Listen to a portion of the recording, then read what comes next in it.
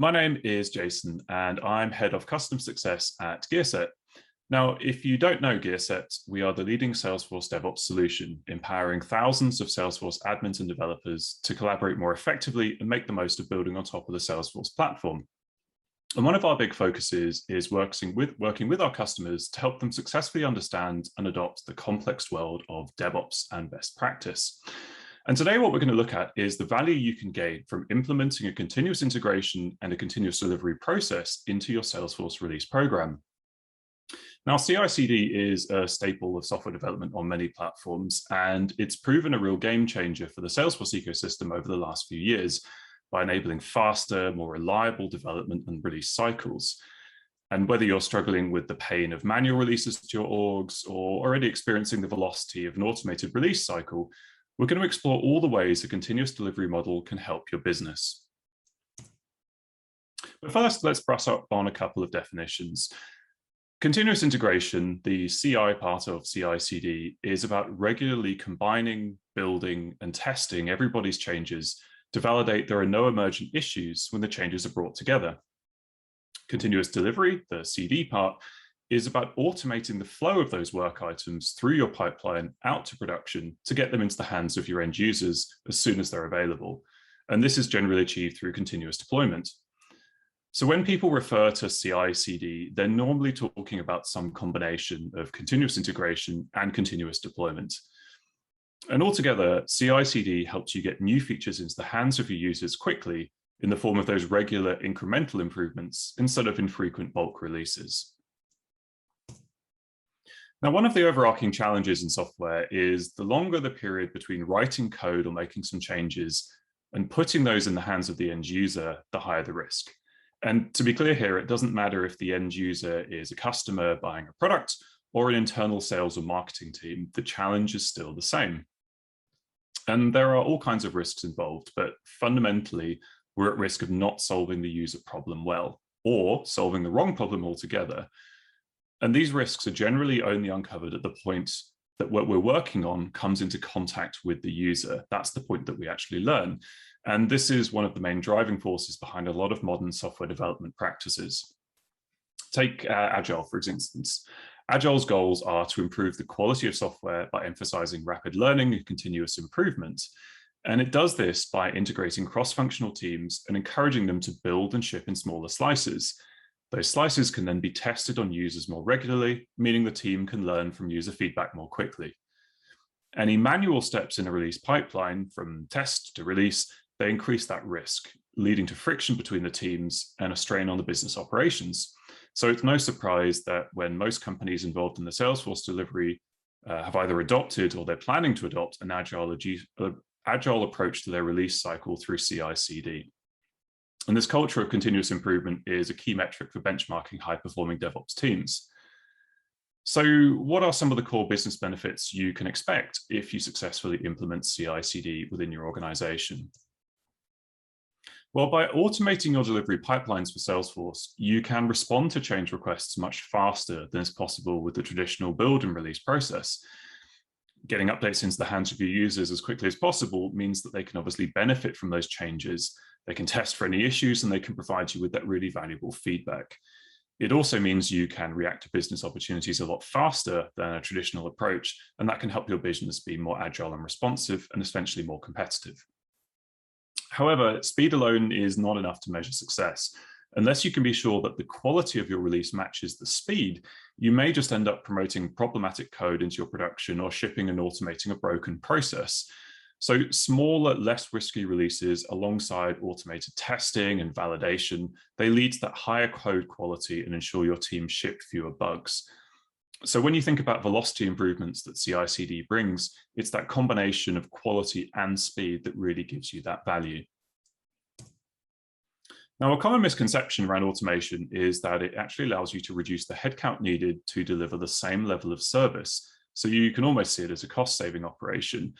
But the reality is that automation just frees up the time of your development and delivery teams from those manual, repetitive, and tedious tasks like maintaining fragile release scripts or tracking changes in spreadsheets, and lets them focus on the real value-generating tasks and projects that are actually aligned with your business goals. Your automated pipelines can do the repetitive tasks and your team do the innovative problem-solving. Now, not only does this move your Salesforce development and management from reactive to proactive in your approach to how you build on the platform, but you also tend to end up with a happier, more engaged workforce who enjoy being challenged and rewarded in their work.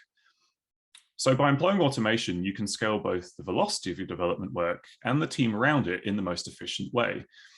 It also allows you to help maintain consistency in your release cadence, and that's really great for building those customer relationships, and also helps with things like forecasting and project management in the longer term too. Now, while the benefits of implementing CI/CD are fairly clear, it can be a challenge to actually build resilient, effective pipelines for Salesforce. The biggest challenge we often see to getting started is often in the organizational and operational changes needed to adopt the new way of working. People and teams have patterns of working that can be hard to break, and you need to overcome that inertia to get effective buy-in. And one way of doing that is to demonstrate the value of the change. You need to show that the time, the money, and the efforts, both physical and mental on behalf of the team, of changing provides significant benefits over their previous approach. And that can be a measurable ROI for the business, which we'll talk about in a bit more detail in a minute, but also the psychological impacts of less stress, happier end users, and a more focused and productive development team. Once a team is working effectively, the biggest bottleneck then can become interaction with other teams. And one example of this that we see a lot is acceptance testing. That handover between the dev team and the business users performing the acceptance testing, and sometimes the misaligned goals of the two, mean that features can languish or get held up in UAT. Now, this isn't the fault of the folks doing the acceptance testing, nor is it the fault of the development team. It's the lack of alignment between those two teams and the process that requires this type of handoff between silos. So getting a clear, shared understanding across the business of the process and the goals at each stage will really help work around some of those objections. So coming back to how you can measure value, I'm going to talk about a few things here that link back specifically to CI/CD. The first thing is that if your velocity has improved from implementing a CD pipeline, you should be seeing an increase in the number of features that you're actually shipping to your end users. If you benchmark that pre-automation volume, you should be able to calculate the difference on any timescale that makes the most sense for your business. And from there, you can start to derive a level of ROI. An increase in the volume of features being shipped should also correlate with a decrease in the time between a ticket or a user story being raised and that update actually being deployed out. And from this, you tend to get things like increased customer satisfaction and other sentiment scores, which is an additional metric you can feed in and compare to your pre-automation setup. Now, unfortunately, bugs are always going to exist in the world of software development, and automating your pipeline won't remove them entirely. However, what you'll tend to see is a reduction in them, especially those that make it far down your release pipeline due to the introduction of automated build checks and validations that you're running early in that development process. And even more importantly, you should see a significant improvement in how quickly they're identified and fixed. Now, obviously, the earlier you find a bug in the development process, the faster and the easier it is to fix. As any of you who've ever written code will understand, fixing something that you just worked on 20 minutes ago is a lot easier than getting back into the headspace of something you shipped a couple of weeks ago. More serious failures should also be reduced as a result of implementing this CI/CD process. By shipping smaller iterative changes, you're less likely to create a really big outage that a more traditional Big Bang release can cause. And similar to the above, any errors should be spotted and dealt with quickly. But by automating tests and checks, you also reduce the risk of human error in your process, and you'll catch most live issues before they actually make it into production. The last thing is that if you successfully implement a CI/CD program, you should just find your teams meeting their business objectives and improvement projects with ease. And in turn from there, you can open up the possibility of more ambitious plans for futures development.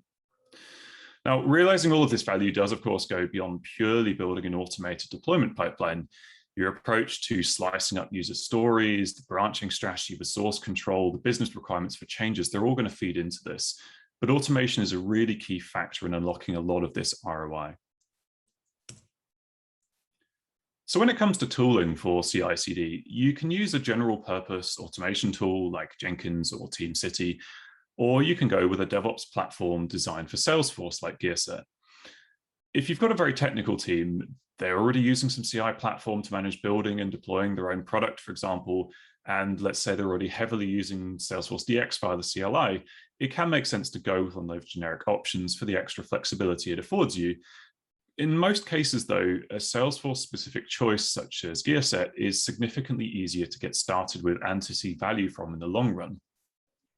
In part, this is due to tools like Gearset being designed to solve the nuances of challenges of CI for Salesforce rather than automation in general.